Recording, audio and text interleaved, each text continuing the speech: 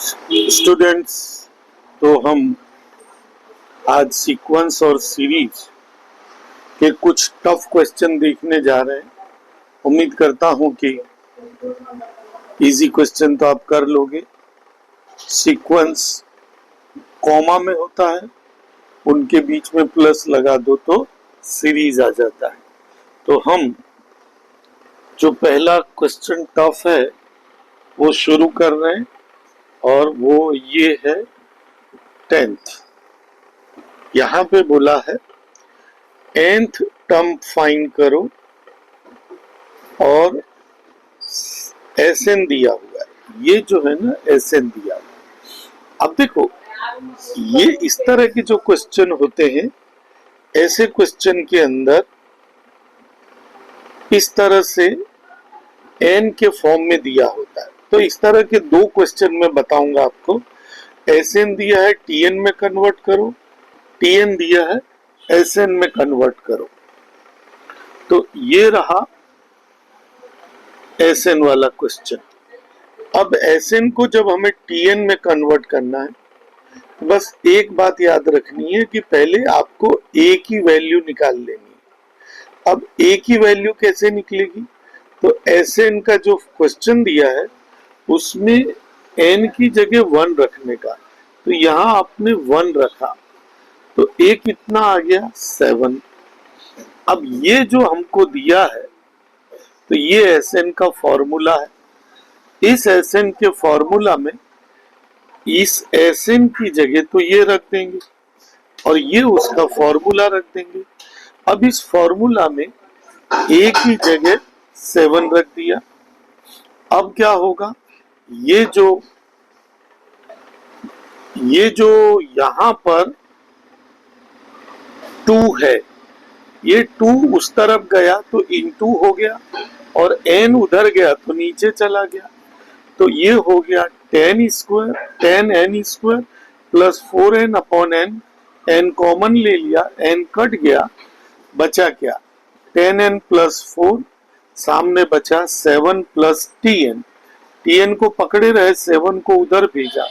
आप देखिए इस तरह से ये tn के फॉर्म में आ गया। अब मैं आपको एक बार फिर से टेक्निक बताता हूँ।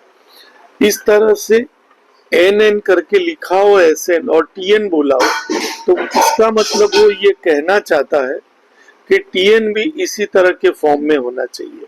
आपको क्या करना है? सिर्फ a की वैल्यू ढूंढनी है और फिर फॉर्मूला रख के tn निकाल लेना है। आपको अब समझ में आएगा। जैसे आइए 19। अब यहाँ पे आप देखिए, ये pth टर्म यानी ये tn में दिया है और सम ऑफ टर्म यानी Sn पूछा। अब पहली बात तो pth टर्म सुन के बच्चे कंफ्यूज हो जाते हैं। आपको p की जगह, ये pth टर्म है, p की जगह n रख दो तो ये tn टर्म आ गया। अब फिर वही बात, आपको Sn दिया है Tn में बदलना है, Tn दिया है Sn में बदलना है। इसके इस तरह के क्वेश्चन में पहले A ढूंढना पड़ता है, तो इसके अंदर 1 रख देंगे। तो जब 1 रखा तो A आ गया 1/3। अब हमें क्या करना है? Sn का फॉर्मूला लगाना है। ये Sn का फॉर्मूला, Sn का फॉर्मूला ऐसे होता है n/2 ब्रैकेट में A प्लस Tn। तो ये n/2, A की जगह 1/3 और Tn हमको क्वेश्चन में दिया हुआ है। अब इसमें दोनों तरफ LCM लेंगे, तो यहाँ 2 से इंटू होके ये LCM हो गया। अंदर 2 से 1 कट के +1 हो जाएगा, 6 बाहर आ जाएगा। ये इसका आंसर आ गया। अब आते हैं क्वेश्चन नंबर इस 22 पर। यहाँ पे फर्स्ट टर्म यानी A दे रखा है और फर्स्ट सम ऑफ यानी S5 दिया है और S10, और ये बोला है equal in magnitude opposite in sign. इसका मतलब वो कह रहा है ऐसे है। आपको क्या करना है ऐसे क्वेश्चन में? पहले तो ये इंग्लिश समझ लीजिए, इक्वल तो है लेकिन साइन अलग है। आपको S5 और S10 का ऐसे फॉर्मूला लगाना है, लगाया। अब इधर है 5/2, कहां से आया, n/2, इधर n/2 तो 10, और यहां पर आपको इधर से दोनों तरफ 5/2 कट जाएगा, और यहां बचेगा 2a + 4d, यहां बाहर -2 और 2a + 9d, ब्रैकेट ये खोला तो ये 28 कहां से आया, तो हमको a दिया हुआ था कितना 14, तो ये हो गया 28 + 4d, और ये -56 और -18d। अब एक तरफ कर दिया तो d आएगा 84/22, और छोटा करें तो 42/11। अब हमको थर्ड टर्म पूछी है। थर्ड टर्म के लिए हमको तीन चीजें मालूम होनी चाहिए। ए क्वेश्चन में दिया था, डी आपने खोज दिया, एन आपको 3 दिया हुआ है, ये वैल्यू रख दी, और आंसर इस तरह से निकल आएगा। अब आते हैं और एक कठिन सवाल C4 पर। सम ऑफ फर्स्ट 2 टर्म्स, यानी 2 सम का टोटल दिया है, और सम ऑफ इंफिनिटी का टोटल दे रखा है। अब इसको एक बार आप नजर डाल लो तो एकदम इजी है। ये रहे सम ऑफ 2 टर्म्स का टोटल, और ये इंफिनिटी का फॉर्मूला है a/1 - r। अब 1 - r उधर गया तो ये आ गया a की वैल्यू। अब यहां पे आपने a कॉमन निकाला तो a × 1 + r = 5/3। आपको ये जो वैल्यू है a की, वो यहां रख देनी है a की जगह, तो ये a की वैल्यू, और ये हो गया 1 + r। 3 को उधर फेंकेंगे तो 5/9 हो गया। अब आप इनको गौर से देखेंगे तो ये है a - b, a + b, तो ये हो गया a² - b²। अब r² को उठा के उधर फेंक देंगे, 5/9 को इधर लाएंगे तो आएगा 4/9। अब इधर स्क्वायर है तो उधर पावर शिफ्टिंग करेंगे तो r आ जाएगा 2/3, लेकिन आप रिवर्स आते हो तो डबल आंसर होते हैं। इसका आंसर +2/3 भी आएगा और -2/3 भी आएगा। अगला कठिन क्वेश्चन ले रहे हैं, डिफिकल्ट क्वेश्चन है 15। अब आप 15 को देखिए, ये क्वेश्चन ना तो एपी में है और ना जीपी में है। ऐसा क्वेश्चन अगर आ जाए तो क्या करना है आपको? इसकी एकदम इजी टेक्निक, हालांकि स्टडी मटेरियल में बहुत टफ ढंग से दिया। आपको क्या करना है, आपको अगर n3 रखो तो इन तीनों का टोटल लेना है, और ऑप्शन में 3 रख के चेक करना है, टोटल आना चाहिए। लेकिन हम और छोटा करते हैं, n2 लेते हैं तो दोनों का टोटल आया 48। फिर आपको क्या करना है, हर एक ऑप्शन के अंदर ये 48 रखना है, और सॉरी n की जगह 2 रखना है, और जिस ऑप्शन में n की जगह 2 रखने पर 48 आ जाए वो ऑप्शन अपना सही होगा। समझे? अगर आप n की जगह 3 रखते हो, 3 रखोगे तो क्या होगा, तो वो टोटल आएगा, और अगर n की जगह आप 2 रखते हो तो टोटल आना चाहिए 48। तो उस तरह से ऑप्शन में रख के इसको चेक करना है। आइए अब आते हैं क्वेश्चन नंबर 20 पर। यहां पे हमको T4x दिया है, T10y दिया है, T16z दिया है, और नीचे हमको ऑप्शन दिए। अब ऑप्शन आप देखिए, जीपी एपी का ऑप्शन क्या होता है, एबीसी हो तो b = होगा a + c/2, लेकिन अगर जीपी हो तो y² = xz होता है। तो उसी को हम चेक करेंगे इसके आंसर पे। तो 16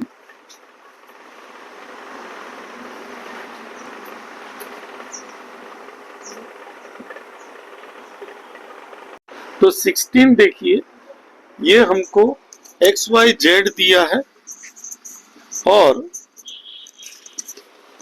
x y z in AP दिया है, तो वाई बराबर ये हो गया। और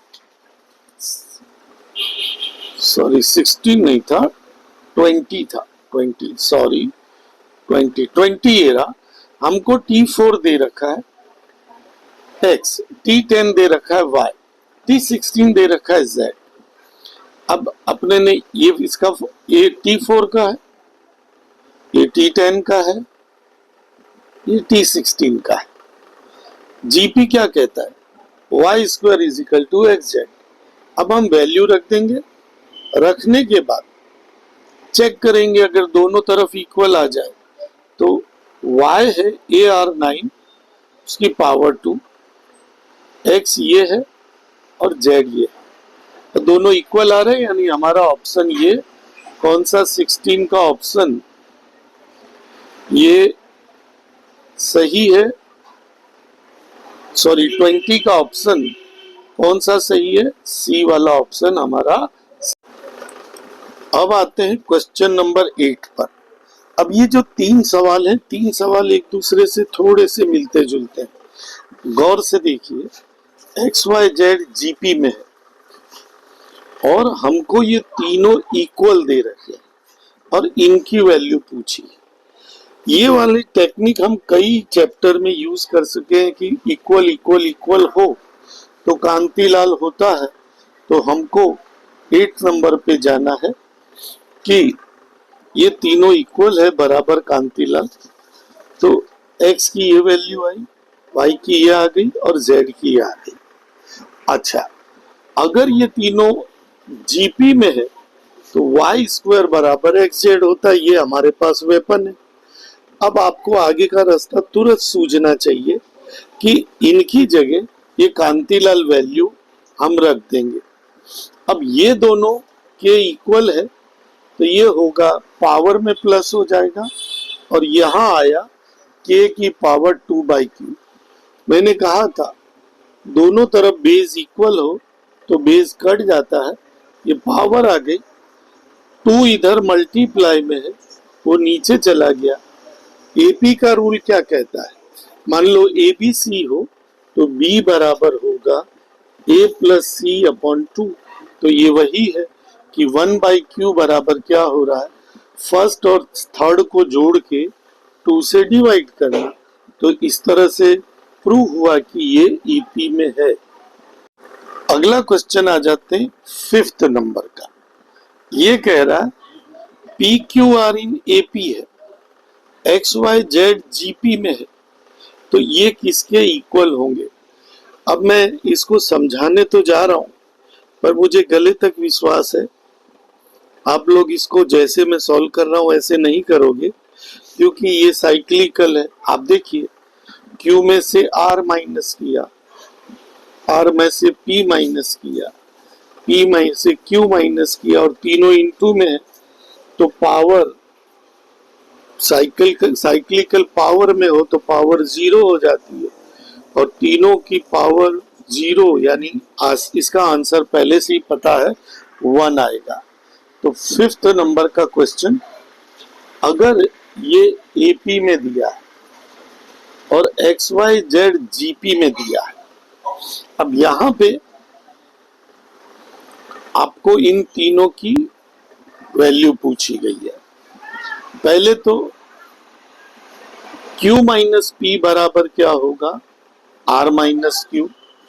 Q इधर लाओ तो क्या होता है 2Q बराबर P प्लस R। GP ऐसे होता है, GP हम सीख चुके y स्क्वायर बराबर XZ होता है। अब हमको क्वेश्चन में ये पूछा है, ये हमने ये रखा, एक काम किया, Z आगे ले लिया और y पीछे ले लिया, तो ये तो वही का वही रखा।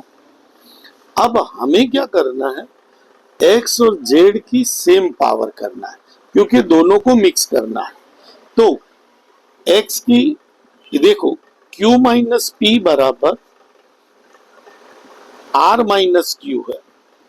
अब अगर आप r इधर लाओगे, q माइनस r क्या होगा, P माइनस Q होगा। तो ये देखिए Q माइनस R की जगह हमने क्या लिख दिया, P माइनस Q। Z की तो P माइनस Q है। ऐसा क्यों कर रहे हैं? क्योंकि अगर पावर इक्वल होगी तो दोनों को ब्रैकेट के अंदर ले लेंगे और y का वही।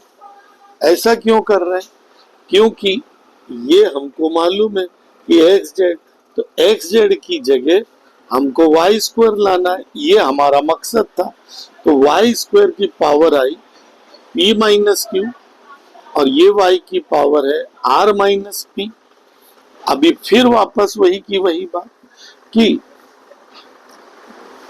अब ये जो स्क्वायर है ये ऊपर चला जाएगा तो y की पावर आई 2p माइनस 2q। अब ये हमको मालूम है कि 2q बराबर p प्लस r होता है। तो हमको चाहिए 2p माइनस 2q। तो क्या करेंगे, ये जो